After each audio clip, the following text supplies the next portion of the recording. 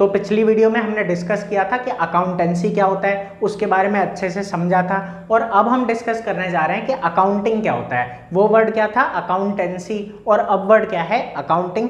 तो एक बड़ी मजेदार से एग्जाम्पल की मदद से इसको समझेंगे और एक प्रॉपर वे में समझेंगे। तो आ जाओ देखते हैं। तो क्या वर्ड हमें समझना है आज, अकाउंटिंग। कि अकाउंटिंग किसको कहते हैं, ठीक है, कि नॉलेज ऑफ अकाउंटिंग तो क्या है, अकाउंटेंसी। कि जो भी इसके बारे में सीख रहे हैं वो सब कुछ अकाउंटेंसी है। लेकिन बात यही है ना कि जो सीख रहे हैं या जिसके बारे में सीख रहे हैं वो खुद क्या है, ठीक है। तो इसके बारे में सीख रहे हैं वो अकाउंटेंसी है, लेकिन अब ये खुद क्या है ये हम देखने जा रहे हैं कि अकाउंटिंग क्या होता है, ठीक है। अब बात यह है, देखो कि अकाउंटिंग को सीखने के लिए एक इंपॉर्टेंट वर्ड है जो आपके लिए सीखना जरूरी है, वो है ट्रांजैक्शन, ठीक है।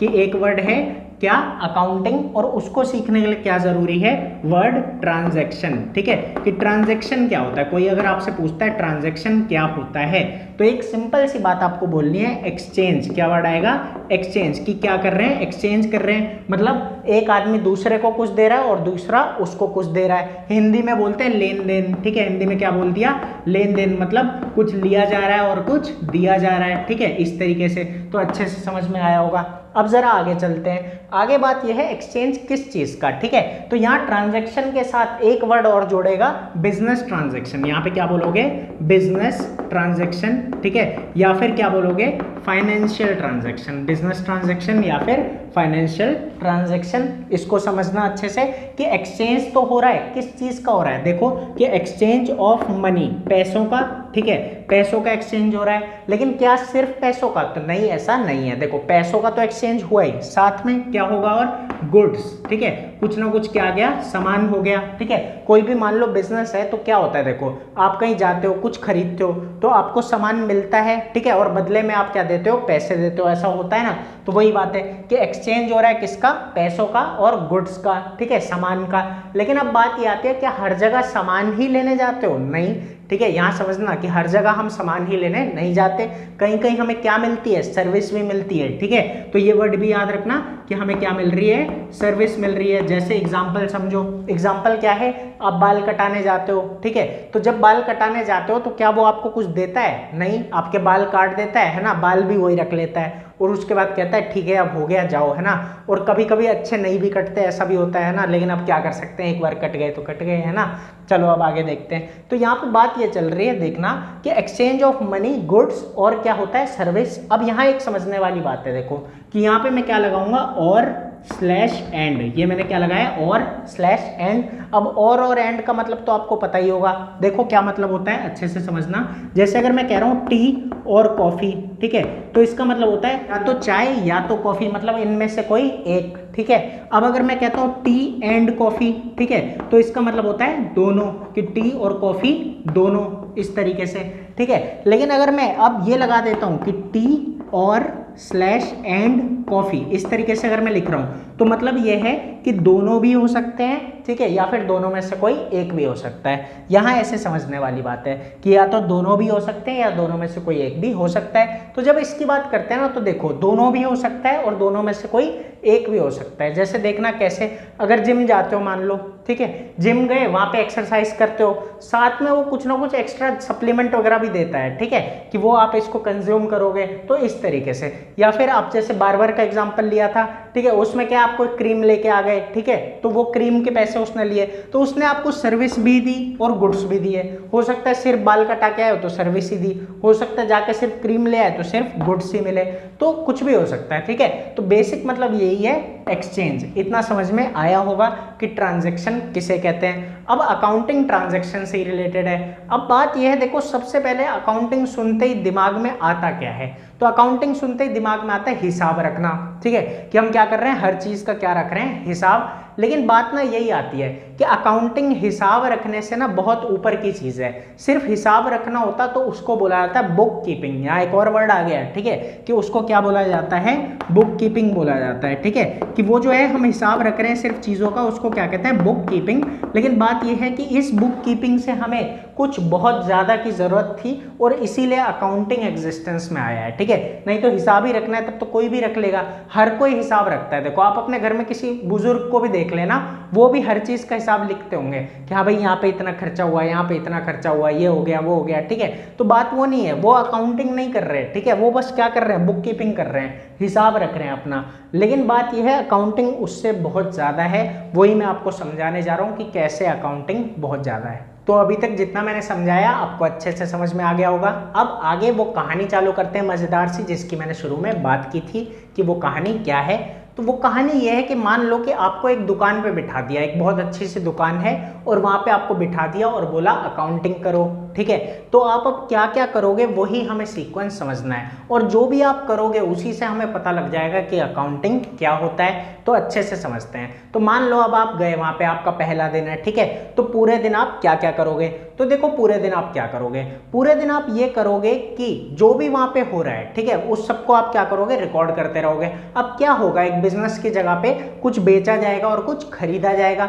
आप जितनी बार बेचा जा रहा है और जितनी बार खरीदा जा रहा है सबको क्या कर लोगे, रिकॉर्ड कर लोगे, ठीक है। तो वर्ड क्या है, रिकॉर्ड। तो सबसे पहली चीज क्या करी आपने, रिकॉर्ड करी। तो पहला आ जाता है रिकॉर्डिंग, ठीक है। पहला क्या आ गया यहाँ पे, रिकॉर्डिंग आ गया कि जो भी हो रहा है उसको आप क्या कर रहे हो, रिकॉर्ड कर रहे हो। अब यहाँ पे मैंने आपको एक बात बताई कि बुक कीपिंग क्या होता है, हिसाब रखना, ठीक है। अब हिसाब कैसे रखते हैं, बिल्कुल ऐसे ही कि जो भी हुआ, ठीक है, उसे रिकॉर्ड करते रहो। मतलब जो पैसा आया उसको लिख दो, जो गया उसको लिख दो, फिर एंड में टोटल करके लिख दो, हो गया बुक कीपिंग। यही होता है बुक कीपिंग। तो देखो जो बुक कीपिंग है ना वो रिकॉर्डिंग ही है, एक तरीके की बुक कीपिंग जो है वो रिकॉर्डिंग ही है। तो मैंने कहा था कि अकाउंटिंग जो है वो बुक कीपिंग से बड़ी चीज़ है, लेकिन यहाँ पे एक बात उससे ये भी निकलती है कि बुक कीपिंग जो है ना वो अकाउंटिंग का ही पार्ट है। ये भी आपके लिए जानना ज़रूरी है कि बुक कीपिंग जो है वो अकाउंटिंग का पार्ट है और पहला स्टेज भी है, ठीक है, कि सबसे पहले रिकॉर्डिंग ही की जाती है। लेकिन बात यह है कि बुक कीपिंग रिकॉर्डिंग पे ही खत्म हो जाता है और अकाउंटिंग जो है वो बुक कीपिंग से बहुत आगे, मतलब रिकॉर्डिंग से बहुत आगे जाती है। यही आपको सीखना है कि रिकॉर्डिंग पे आपका काम खत्म नहीं होगा कि सिर्फ लिख लिया और अकाउंटिंग हो गई, ऐसा नहीं है। तो बात यह है अब आप आगे करोगे क्या। तो देखो अब रिकॉर्डिंग को हम देखते हैं थोड़ा सा डिटेल में। रिकॉर्ड आपने क्या किया है, मान लो सेल की है, ठीक है, जो भी पूरे दिन में बिका वो, उसके बाद क्या किया, परचेज को किया, ठीक है, कि सेल और परचेज। अब बात यह है कि बिजनेस में परचेज भी होती है, ठीक है, तो हाँ होती है। कैसे होती है जरा देखो कि हर बिजनेस जो है खरीद के ही तो बेचेगा, ठीक है, कुछ ना कुछ सामने से खरीदेगा तभी तो बेचेगा। कैसे जरा सुनो, मान लो कि एक दुकान है, ठीक है, मान लो कि एक हम लेते हैं फास्ट फूड की दुकान लेते हैं, ठीक है। मान लो कि फास्ट फूड की दुकान है, तो बहुत सारे फास्ट फूड की दुकानों पे ऐसा होता है कि बाहर से सामान खरीदा जाता है और बेचा जाता है। तो ये बात है एक तो कि चलो ठीक है परचेज किया और बेच दिया उसी को। फिर ऐसा भी होता है बहुत सी दुकानों पे कि खुद से बनाया जाता है। तो खुद से बनाने के लिए भी वो रॉ मटेरियल तो खरीदेंगे ना, इस बात पे ध्यान देना कि खुद से बनाने के लिए रॉ मटेरियल जैसे मैदा हो गया और बाकी की चीज़ें हो गई, आलू हो गया, ठीक है, और भी बहुत सी चीज़ें जो भी उसमें लगती है, ठीक है, तो वो सब तो वो खरीदेंगे ना। तो यही बात होती है कि सामान बेचा भी जाता है और खरीदा भी जाता है, चाहे वो रॉ मटेरियल हो या फिनिश्ड गुड हो, ठीक है, वो कुछ भी हो सकता है। तो ये सेल परचेज हुई। तो अब बात ये कि इसके अलावा भी कुछ रिकॉर्ड किया जा सकता है। तो एक बात को समझना देखो कि सेल परचेज तो ठीक है, अब मान लो बिजली बिल पे किया जा रहा है, ठीक है, बिजली का बिल है वो पे किया जा रहा है, तो ये क्या है, ये क्या सेल परचेज है, नहीं, ये एक्स्ट्रा जो खर्चा हो रहा है हमारा वो है, ठीक है। तो उसको भी हम यहाँ पे रिकॉर्ड करते हैं कि इलेक्ट्रिसिटी बिल पे हो गया, ठीक है। तो इस तरीके से हम हर चीज को नोट करते हैं, ठीक है। अब नोट तो कर लिया, अब जरा आगे देखते हैं कि आगे क्या होगा, ठीक है। अब आपने नोट किया हुआ है, मान लो यहाँ पे कि सेल हुई 500 रुपए की, फिर सेल हुई 200 रुपए की, फिर परचेज हुई, ठीक है, 500 रुपए की, फिर सेल हुई 300 की, फिर उसके बाद सेल हुई 50 रुपए की, फिर परचेज हुई 25 रुपए की, फिर उसके बाद सेल हुई 200 रुपए की। इस तरीके से आपने पूरे दिन में नोट कर लिया, ठीक है। वैसे तो टाइम पीरियड बड़ा होता है, लेकिन अभी हम बस एक दिन का लेके चल रहे हैं ताकि आपको अच्छे से समझ आ सके। तो अब आगे देखो, आगे बात यह है देखो कि आपने इस तरीके से नोट कर लिया। अब क्या हुआ कि शाम को मालिक आया, बोला ला दिखा, ठीक है, तो आपने दिखाया, ये देखो ये रहा। तो आपने अब ऐसे लिखा हुआ था, ऐसे करते करते कम से कम 250 ट्रांजेक्शन थी, ठीक है। कितनी थी ये, 250। क्या उसको कुछ पता लगेगा, वो तो ऐसे ही देखते देखते ही बोलेगा भाई 1 घंटा तो इसको देखते देखते लग जाएगा, ऐसा थोड़ी होता है। एक काम कर दे कि कितने की सेल हुई एक जगह लिख दे और कितनी परचेज हुई एक जगह लिख दे।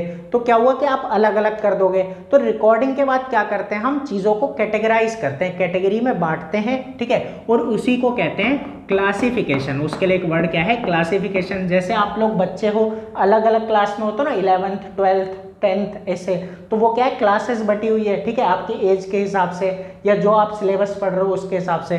तो वही यहाँ पे भी है कि हम क्या करते हैं, क्लासेस कैटेगरीज में बांट देते हैं, ठीक है, किसको, ट्रांजैक्शंस को। अब यहाँ एक बात पे ध्यान देना कि देखो मैंने ट्रांजैक्शन इसीलिए बताया था आपको, ठीक है, ट्रांजैक्शन मैंने बताया ही इसीलिए था क्योंकि ये जो भी हम करते हैं, रिकॉर्ड, क्लासीफाई और बाकी चीजें, अकाउंटिंग जो हम करते हैं वो किस पे करते हैं, यही फाइनेंशियल ट्रांजैक्शंस पे करते हैं, ठीक है, कि ट्रांजैक्शन क्या होता है, एक्सचेंज मैंने बताया। अब जैसे ही वर्ड आया फाइनेंशियल, तो वो ट्रांजैक्शन जिनमें पैसा इन्वॉल्व हो, ऐसे समझना, वो ट्रांजैक्शन जिनमें क्या इन्वॉल्व है, पैसा, ठीक है। देखो एक बात याद रखना कि वो ट्रांजैक्शन जिनमें पैसा इन्वॉल्व नहीं है उसको हम अकाउंटिंग में कंसिडर नहीं करते, ये एक इंपॉर्टेंट बात है, इसको ध्यान में रखना, ठीक है, कि मान लो फ्री में कोई कुछ दे गया उस दुकान पे, तो हम उसको रिकॉर्ड नहीं करेंगे, उसका कोई हिसाब नहीं रखेंगे, सिर्फ वही होंगी जो फाइनेंशियल है, मतलब जो किससे रिलेटेड है, पैसों से रिलेटेड है, ठीक है। वो ट्रांजैक्शन, वो लेन देन जो पैसों से रिलेटेड नहीं है उसका हिसाब हम नहीं डालते, ठीक है, इतना अच्छे से याद रखना। अब जरा आगे आते हैं कि रिकॉर्डिंग हो गई, उसके बाद हम क्या करेंगे, क्लासिफिकेशन करेंगे। मतलब अब आप क्या करोगे कि सेल को अलग करके लिख दिया, परचेज को अलग करके लिख दिया, और भी कई चीजें होती है लेकिन वो हम आगे आने वाली वीडियोस में अच्छे से डिस्कस करेंगे, ठीक है। अभी आप सेल परचेज पे रहो ताकि आप कंफ्यूज ना हो और दिमाग में अच्छे से रहे, ठीक है, कि पूरे दिन जो भी सेल परचेज हुई हमने सेल को अलग कर दिया और परचेज को अलग, क्यों, क्योंकि यहाँ पे सब मिक्स हो रखे थे, अच्छे से समझ नहीं आ रहा था तो अलग अलग कर दिया, ठीक है। अब जब अलग अलग कर दिया तो अब बात यह है कि सेल परचेज को तो अलग किया, अब और भी कैटेगरी बन सकती है इसके अंदर, कैसे, जरा देखो कि देखो हम ना सामान पैसों में भी बेचते हैं और उधार पे भी बेचते हैं, ठीक है, क्या वर्ड आ गया, उधार। तो बात यह है कि जब उधार की बात आती है तो अकाउंटेंसी में उसको बोला जाता है क्रेडिट, ठीक है, क्या वर्ड आता है, क्रेडिट। तो कुछ क्रेडिट सेल्स होती हैं और कुछ कैश सेल्स होती है, तो इसमें भी बांटा जा सकता है, ठीक है। ऐसे ही परचेज में भी होता है कि कुछ क्रेडिट परचेज होती है और कुछ कैश परचेज होती है, ठीक है, तो इस तरीके से भी बांट सकते हैं। तो ऐसे बहुत सारी कैटेगरीज में हम इन सबको बांट देते हैं, ठीक है, किसको, फाइनेंशियल ट्रांजैक्शन को। ये याद रखना कि सभी ट्रांजैक्शन जो भी एक्सचेंज हो रहा है उसको, ठीक है, जो कि पैसों से रिलेटेड है। अब बांट दिया तो सबसे पहले क्या किया, रिकॉर्ड किया, फिर क्या किया, क्लासीफाई किया, ठीक है, फिर उसके बाद तीसरे नंबर पे देखो क्या होगा। अब मान लो अलग कर भी दिया ना तो भी तो बहुत कुछ है, ठीक है, सेल भी कोई एक दो थोड़ी हुई है, सेल भी 100-150 है, अभी भी दिक्कत है। तो मालिक ने क्या बोला, उसने कहा बेटा एक काम का टोटल कर दे, इसका क्या कर दे, टोटल। तो आपने टोटल करके लिख दिया, उसको तुरंत पता लग गया कि अच्छा इतने की सेल हुई है और इतने की परचेज। तो यहाँ पे वही बात आ जाती है कि अब आपने क्या क्या, समरी बना दी। तो अच्छे से ये 3 स्टेप पहले तो समझ में आए होंगे, क्या क्या है 3 स्टेप, रिकॉर्डिंग, क्लासीफाइंग, इसको क्लासीफाइंग कर लेना, ठीक है, यहाँ पे लिख देते हैं क्लासीफाइंग इस तरीके से। तो रिकॉर्डिंग हुआ, फिर उसके बाद क्या हुआ, क्लासीफाइंग हुआ, उसके बाद क्या करना है, समराइज करना है, एक समरी बना दी, टोटल लिख दिया, क्या लिख दिया, टोटल, ठीक है। इस तरीके से हम समरी बना देते हैं कि टोटल लिख देते हैं। इतना अच्छे से समझ में आया होगा कि हमने पहले से रिकॉर्डिंग की, फिर क्लासीफाइंग की, फिर उसके बाद समराइजिंग की, टोटल लिख दिया। अब जरा आगे देखना कि आगे क्या करेंगे। अब यहाँ खत्म नहीं होगा, उसको पता तो लग गया, अच्छी बात है, ठीक है, लेकिन इसके बाद भी कहानी है, ठीक है। देखो क्या कहानी है, और याद रखना बुक कीपिंग तो रिकॉर्डिंग पे खत्म, लेकिन उसके बाद क्लासीफाई किया, फिर उसके बाद समराइज किया, ठीक है। अब समराइज करने के बाद जरा सुनना क्या किया, देखो जैसे समराइज किया तो पता लगा कि हमारा जो सेल है वो है 5000, ठीक है, सेल कितनी है, 5000 की सेल है, ठीक है, और जो परचेज किया है वो कितना किया है, 3000 का, ठीक है, 3000 का सामान परचेज किया है और 5000 का बेच दिया है, ठीक है। तो इससे क्या पता लग रहा है कि प्रॉफिट, इससे इसकी मदद से हम क्या पता लगा लेंगे, प्रॉफिट पता लगा लेंगे। प्रॉफिट कितना हो गया हमारा, 2000 का, ठीक है, 2000 का हमारा क्या हो गया, प्रॉफिट। कैसे हुआ जरा समझना कि क्या है, 5000 का सामान बेचा, 3000 का खरीदा, तो मतलब 2000 फालतू आ गए हमारे पास, तो 2000 ही हमारा क्या है, प्रॉफिट। तो ये प्रॉफिट का पता लगा लिया, ठीक है। अब हम क्या करते हैं, देखो एनालिसिस करते हैं, क्या करते हैं, एनालिसिस। चौथी बात क्या आती है, एनालिसिस करते हैं। एनालिसिस में क्या होता है जरा समझना कि एनालिसिस में हम कॉज एंड इफेक्ट निकालते हैं, कॉज एंड इफेक्ट। इसको अच्छे से समझो कि कॉज एंड इफेक्ट का क्या मतलब है। देखो होता क्या है कि हमें पता है प्रॉफिट है 2000, ठीक है। अब बात ये आती है कि इसके आगे क्या करना है, ठीक है, कि हमने प्रॉफिट का पता तो लगा लिया।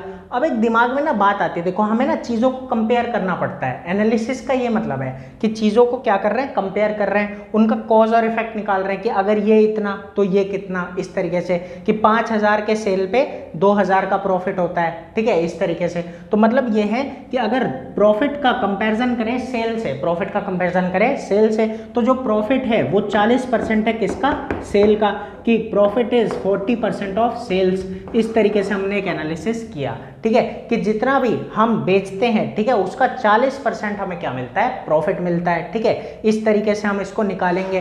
तो अलग अलग तरीकों से हमें ना अकाउंटेंसी के अंदर यही करना होता है कि कॉज एंड इफेक्ट निकालना पड़ता है। तो ये सब चीजें जैसे मैंने बताया ना, 12th क्लास में तीसरी बुक आएगी उसमें आप सीखोगे और तब आपको समझ आएगा कि चीजों को कंपेयर करने से क्या फायदा होता है, कैसे होता है। तो ये सब बातें तब आप अच्छे से सीखोगे, ठीक है। तो यहाँ पे हमने इस तरीके से एनालाइज किया किसको, कॉज एंड इफेक्ट को, ठीक है, कि सबसे पहले रिकॉर्ड, फिर उसके बाद क्लासीफाई किया, चीजों को बांट दिया, फिर समरी बनाई। लेकिन समरी बनाने पे काम खत्म नहीं होता, समरी के बाद हमें चीजों को आपस में कंपेयर भी करना पड़ता है, ठीक है, कि ये अगर इतना तो दूसरी चीज कितनी, अगर हम एक चीज को बदलेंगे तो दूसरी में कितना चेंज आएगा। तो ये सब चीजें हमें अच्छे से आगे करनी पड़ती है और उसके लिए क्या लगता है, एनालिसिस लगता है, जो आप दिमाग में करते हो या फिर एक प्रॉपर पैटर्न की मदद से करते हो, ठीक है, वो चीजें क्या होती है, एनालिसिस होती है, कि चीजों के बीच का आप कॉज एंड इफेक्ट निकाल रहे हो कि अगर हम एक चीज को चेंज करेंगे तो दूसरे पे क्या असर पड़ेगा, ठीक है। तो वो चीज आ जाती है और उसके बाद फिर ये जो आपने एनालिसिस किया है, ठीक है, इसको एक प्रॉपर भाषा में आप लिखते हो, ठीक है, इंटरप्रेट करते हो। एक वर्ड आता है इंटरप्रिटेशन। देखो एनालिसिस है चीजों को ढूंढना, एनालिसिस क्या होता है, चीजों को ढूंढना।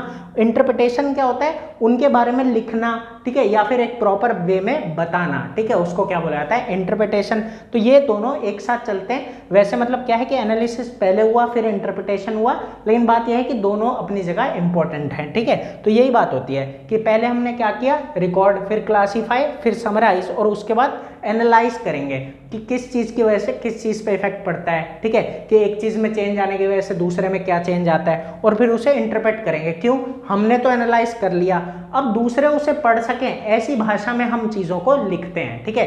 ये इंपॉर्टेंट बात होती है कि दूसरे भी अच्छे से उस चीज को समझ सकें, ऐसी भाषा में किसी भी चीज को डालना ही क्या होता है, इंटरप्रिटेशन होता है, कि कोई भी पढ़ेगा और समझ जाएगा। जैसे अब अगर मैं ऐसे लिख दूं, जैसे मैंने निकाल लिया कि अच्छा सेल का 40% प्रॉफिट है, ठीक है, निकाल लिया, वो मेरे पास है। लेकिन अब मैंने अगर ऐसे लिखा हुआ है कि प्रॉफिट इज 40% ऑफ सेल्स, ऐसे अगर मैं लिख रहा हूं प्रॉपर, तो कोई भी पढ़ के समझ लेगा कि सेल जितनी भी होती है उसका 40% क्या है, हमारे पास प्रॉफिट है, ठीक है, कि अगर हम 100 रुपए का सामान बेचते हैं तो 40 रुपए का हमारा क्या होता है, प्रॉफिट होता है। तो ये बात आपको अच्छे से समझनी है। तो इतना अच्छे से समझ में आया होगा, ठीक है, कि ये सब हमें प्रॉपर पता होना चाहिए। अब इतना करने के बाद देखो, इतना करने के बाद क्या होता है, अब बात यह है, प्रोसीजर यहाँ खत्म नहीं हुआ।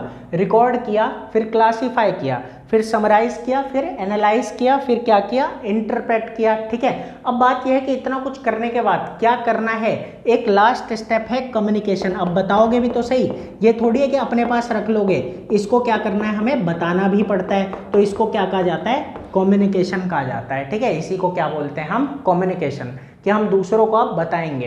तो सबसे पहले रिकॉर्ड कर ली हर चीज़, फिर उसके बाद क्लासीफाई, अलग अलग कैटेगरी में बांटा, फिर सबको समराइज कर दिया, फिर समराइज करने के बाद चीज़ों के बीच का रिलेशन निकाला, ठीक है, कि क्या रिलेशन है, क्या कॉज इफेक्ट है, क्या चेंज आएगा किस में, ठीक है। उसके बाद फिर उसको इंटरप्रेट किया, मतलब एक आसान भाषा में लिखा ताकि दूसरों को बता सके, और उसके बाद लास्ट में उसे दूसरों को बता दिया, कम्युनिकेट कर दिया, ठीक है। अब कम्युनिकेट करते किससे, यूजर्स से, कि यहाँ पे वर्ड आ जाता है यूजर्स, ठीक है। इसको ध्यान में रखना कि यूजर कौन है, जिनके लिए वो अकाउंट्स काम के हैं, ठीक है, जिनके लिए ये सब क्या है, काम का, जिनके लिए हम ये सब कर रहे हैं, ठीक है। वो कौन कौन हो सकते हैं, देखो अच्छे से कि वो कौन कौन होते हैं। या चलो थोड़ा सा रुको, अब एक प्रॉपर वे में लिख देता हूँ इसको, ठीक है, फिर डिस्कस करेंगे। तो इसको मिटा देता हूँ, अभी आपको समझ आया होगा बुक कीपिंग क्या है और फाइनेंशियल ट्रांजेक्शन क्या है, कि ट्रांजेक्शन में एक्सचेंज होता है, फाइनेंशियल में उसमें पैसा इन्वॉल्व होता ही होता है। इतना समझ में आया होगा। अब एक प्रॉपर वे में लिख के बताता हूँ कि कैसे समझना है। तो अब अच्छे से देखो, एक प्रॉपर डेफिनेशन लिख के बताता हूँ, ये स्टेप्स तो याद हो ही गए होंगे। तो देखो होता क्या है ना, कि जब अकाउंटिंग की बात करते हैं तो ये एक प्रोसेस है। देखो हमने स्टेप बाय स्टेप चीज़ें करी ना, तो जब भी ऐसे चीज़ें सीरीज में चलती है, स्टेप्स में चलती है, तो वो क्या बनता है, एक प्रोसेस बनता है, ठीक है। तो यहाँ पे एक बात यही आती है कि आप बोलोगे accounting is a process. Accounting क्या है, हमारा एक प्रोसेस है। तो ऐसे अकाउंटिंग इज अ प्रोसेस, ठीक है। अकाउंटिंग क्या है, प्रोसेस है ऑफ। प्रोसेस किस चीज़ का है, अब देखो वही सीक्वेंस। सबसे पहले क्या किया आपने, रिकॉर्ड किया, ठीक है, तो रिकॉर्डिंग। उसके बाद आपने क्या किया, क्लासीफाई, तो यहाँ पे आ गया क्लासीफाइंग, ठीक है। उसके बाद आपने क्या किया, समराइज किया, तो समराइजिंग। तो देखो इसीलिए मैं बता रहा था कि डेफिनेशन हमें रटनी नहीं है, सीधा सीधा हमें समझ में आ जाएगा उसी सीक्वेंस में जो हम कर रहे थे। तो बात ये है रिकॉर्डिंग, क्लासिफाइंग, फिर समराइजिंग, फिर क्या करते हैं हम एनालाइज। ठीक है, तो एनालाइजिंग क्यों एनालाइज करते हैं? ताकि चीज़ों को आपस में कंपेयर करें और एक हमें प्रॉपर पता लग सके कि किस चीज़ के बीच में क्या रिलेशन है। एंड इंटरप्रेटिंग, फिर हम क्या करते हैं? इंटरप्रेट करते हैं चीज़ों को। ठीक है, इंटरप्रेट मतलब वही कि आसान भाषा में जो सबको समझ आ सके उसे लिख देते हैं। ठीक है, तो इंटरप्रेट कर दिया।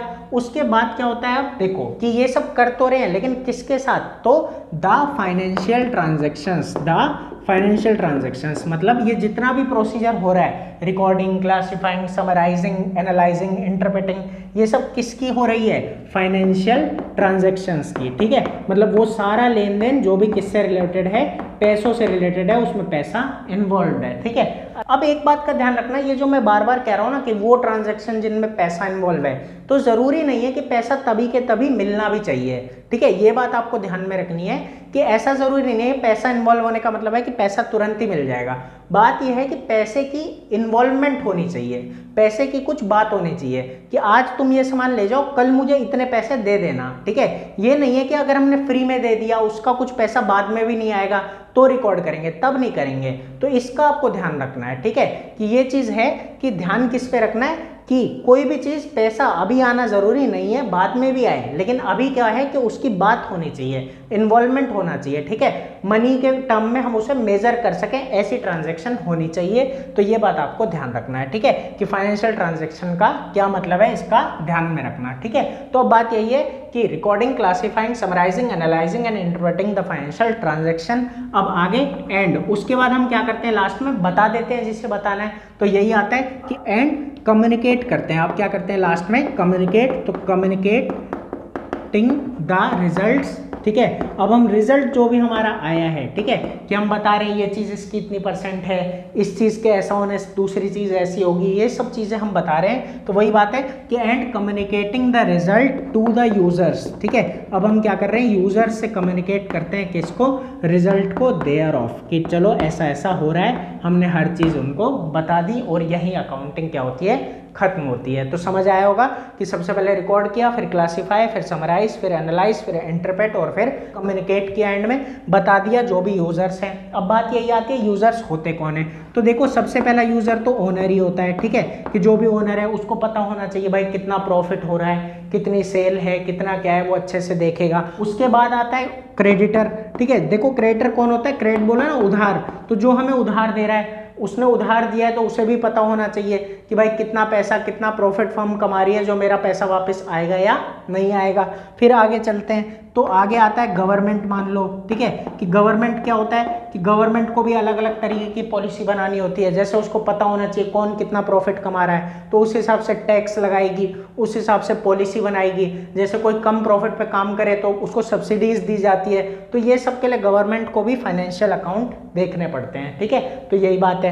अब जरा आगे देखते हैं और कौन हो सकता है। ठीक है, तो और बैंक हो सकता है, मान लो लोन चाहिए या बैंक लोन देता है तो उसको भी देखना है हर चीज़ को। ठीक है, यहाँ पे बैंक बोल सकते हैं या और भी फाइनेंशियल इंस्टीट्यूशंस बोल सकते हैं। ठीक है, तो फाइनेंशियल इंस्टीट्यूशंस। फिर उसके बाद कौन होते हैं? एक एम्प्लॉय भी होता है। ठीक है, एम्प्लॉय को भी इन सब चीज़ों की जरूरत पड़ती है। ठीक है, कि हमारी कंपनी कैसी चल रही है, क्या जा रहा है, नहीं जा रहा है, तो ये सब। तो इनके अलावा भी और भी यूजर्स हमारे होते हैं। तो इतनी कहानी अच्छे से समझ में आई होगी कि अकाउंटिंग क्या है।